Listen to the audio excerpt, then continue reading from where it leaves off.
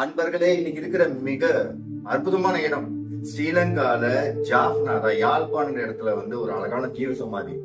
அவர் பேர் செல்லப்ப சுவாமிகள், நல்லூர் தேரடி செல்லப்ப சுவாமிகள் சொல்லுவாங்க. இந்த சுவாமிகளுக்கு என்ன பெரிய விஷயம்னா, நல்லூர் கந்தசாமி கோயில் இருக்குல்ல, அந்த கந்தசாமி கோயில் கிட்ட இருந்து இறை முருக பக்தியில முருகப்பெருமான உருகி உருகி உருகி தன்னைத்தானே உணர்ந்தவர். அப்படிப்பட்ட மகா ஞானி தான் இந்த நல்லூர் தேரடி செல்லப்ப சுவாமிகள். ஒரு டைம்ல இந்த யாழ்ப்பாணத்திலே பிறந்து இங்க வளர்ந்து ஒரு டைம்ல எப்பா எனக்கு எதுவுமே இல்ல, அதாவது ஒரு எதுவுமே பித்து பிடிச்சவங்கன்னு சொல்லுவாங்கல்ல, அப்படி பித்து பிடித்து அலைந்தவரு மக்களுக்கு பித்து பிடிச்சவங்க. அவருக்கு பித்து இறை பித்து.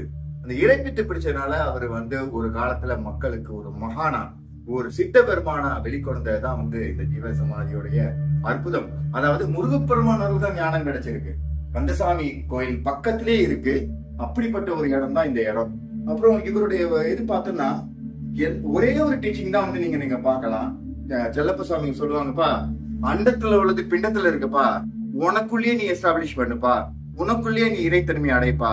இப்படி சொல்லிதான் இந்த மக்களுக்கு உபதேசம் கொடுத்திருக்காங்க. மக்கள் கிட்ட இருந்தும் உங்களுக்கு நிறைய விஷயங்கள் சொல்லி கொடுத்திருக்காங்க.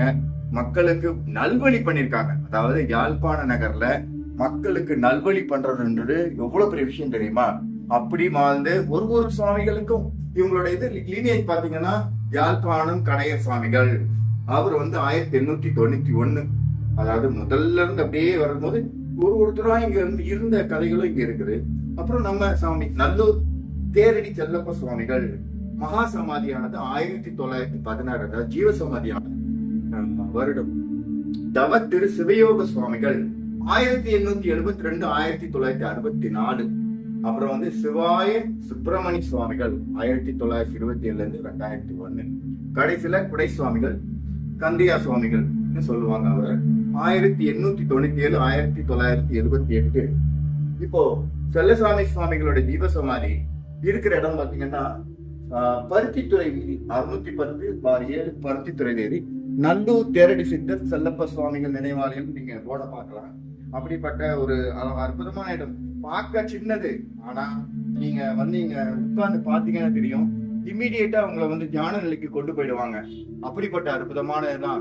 உனக்குள்ளே தேடுப்பா, உனக்குள்ள ஜீவன் அடைப்பா, உனக்குள்ளே ஞானம் அடைந்து உன்னையே அறிந்து நீ ஞானத்தை அடைப்பா, மரணமில்லா பெருவாளன்ற ஒரு வித்து உனக்குள்ள இருக்குப்பான்ட்டு ஞானம் அடைந்து முருகப்பெருமான அருளால முருகப்பெருமான உருகி உருகி வேண்டி ஒரு அற்புதமான நிலைக்கு வந்தவர் தான் இந்த செல்லப்ப சுவாமிகள்.